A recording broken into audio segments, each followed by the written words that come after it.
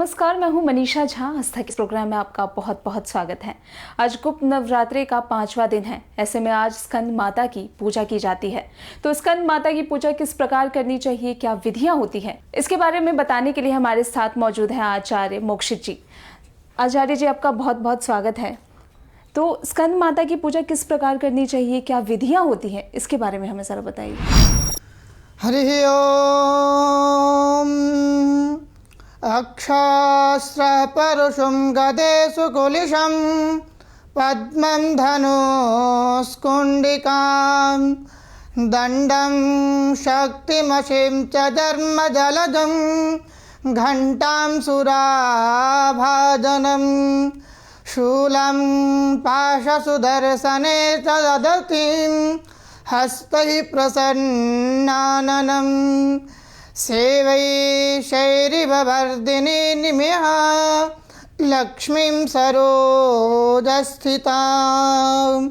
या देवी सर्वभूतेषु स्कन्दमातेति शब्दिता नमस्तस्यै नमस्तस्यै नमस्तस्यै नमो नमः। ओम भगवती ऐं महाकाल्यै नमः। ओम ह्रीं महालक्ष्म्यै नमः। ओम क्लीं महासरस्वत्यै नमः। ओम भगवती स्कंदमाता दिव्यै नमः।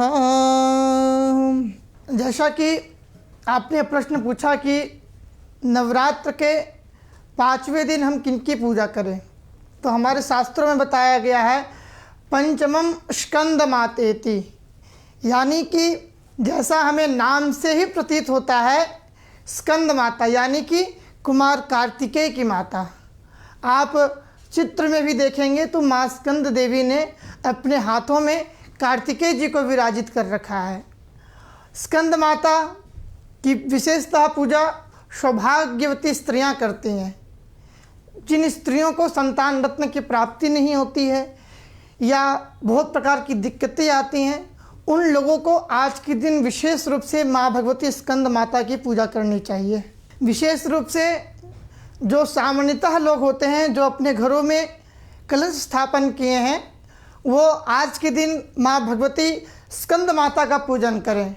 और जो तांत्रिक साधक हैं, जो गुप्त नवरात्रि में तांत्रिक साधनाएं करते हैं, वो आज के दिन चंड भैरव का साधना करें, क्योंकि मैंने इससे पूर्व में बताया 8 प्रकार के हमारे शास्त्रों में भैरव बताए गए हैं।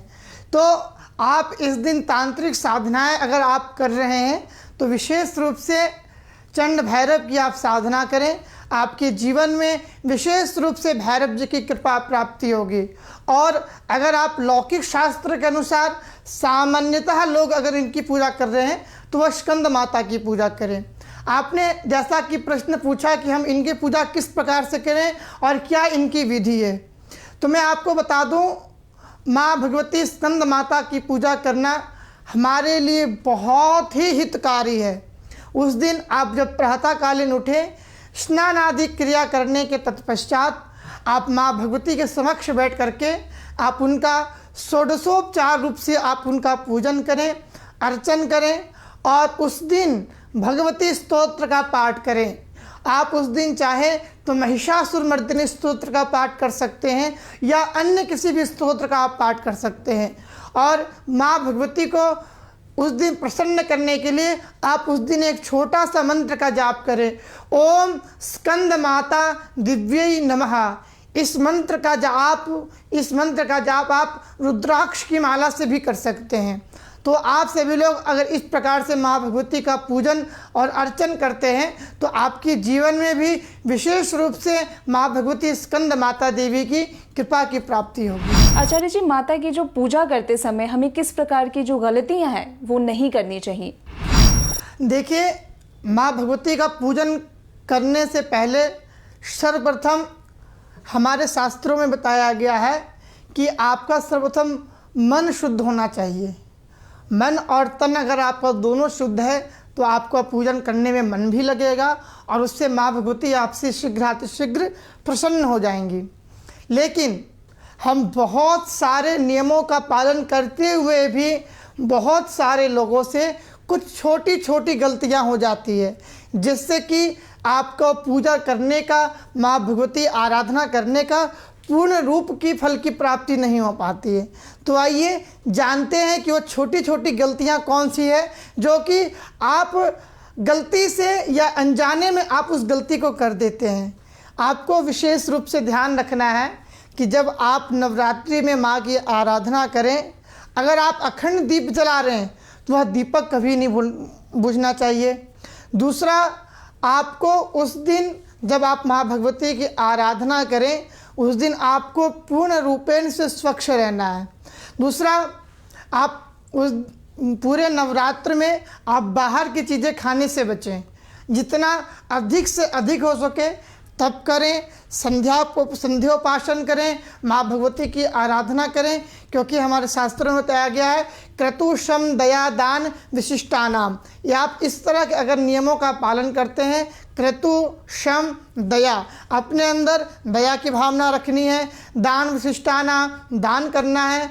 आपको इस 9 दिनों में नाखून नहीं काटने हैं, बाल नहीं काटना है, शेविंग नहीं बनानी है, और शरीर में कहीं का भी बाल आपको नहीं काटना है। मुख्यतः बहुत सारे लोग इसका नियम का पालन नहीं कर पाते हैं, लेकिन अगर आप इस नियमों का पालन करते हैं तो आप विश्वास रखें कि आपके जीवन में माँ भगवती की अनंत कृपा की प्राप्ति होगी। आचार्य जी, नवरात्र जो होते हैं वो पूरे 9 दिन के होते हैं। ऐसे में लोग कई गलतियां भी कर जाते हैं, तो ऐसे में प्रायश्चित के लिए उन्हें क्या करना चाहिए? देखिए, सामान्यतः लोगों से छोटी छोटी गलतियां हो ही जाती है, क्योंकि हम कोई भगवान तो है नहीं, लेकिन हमारे शास्त्रों में बताया गया है कि अगर कोई भी गलती अगर हम कोई भी गलती अगर हमसे गलती से हो जाती है तो उसका हमारे शास्त्रों में बताया गया है, अगर आप भूल चूक में अगर आपसे कोई गलती हो गई हो तो वो चीज़ें माफ़ हो जाती है। लेकिन अगर आपके मन में देखा जाए कि आपके मन के अंदर मनसा क्या है, आपसे कौन सी गलती हुई है, अगर आपने जानबूझ के कोई गलती है या कोई गलती भूल चूक में हो गई है, तो उसके लिए हमारे दुर्गा सप्तशती में मंत्र भी दिए गए हैं कि आप उसके पीछे जब देखेंगे, न मंत्रम नो यंत्रम तदपि च न जाने स्तुति महो। आप इस स्तोत्र का पाठ करें, या फिर आप जब पूजन समाप्त करें, जब भगवती का जब आप पूजन कर रहे हो, पूजन से उठने से पहले ओम यदक्षरम पदम भ्रष्टम मात्राहीनम चेद भवेत् तत्सर्वं क्षम्यतां देवी प्रसीद परमेश्वरी विसर्ग बिंदु मात्रानि पदपादाक्षराणि च न्यूनानि तांतरिक्तानि क्षमस्व परमेश्वरी।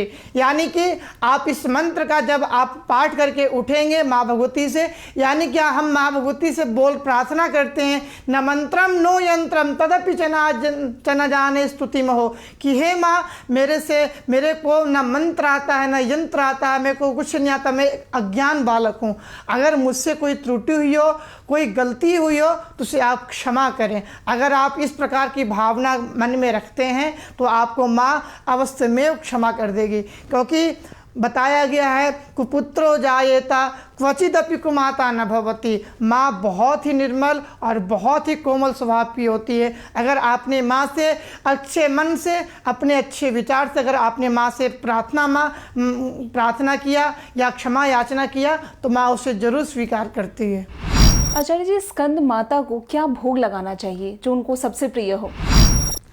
देखिए, जैसे कि मैंने बहुत सारे चीज़ों में ये बताया कि आप माँ को पहले तो अपनी श्रद्धा अनुसार आप कुछ भी भोग लगा सकते हैं, लेकिन कुछ ऐसी चीज़ें होती हैं जो कि माँ को बहुत ही अति प्रिय होती है।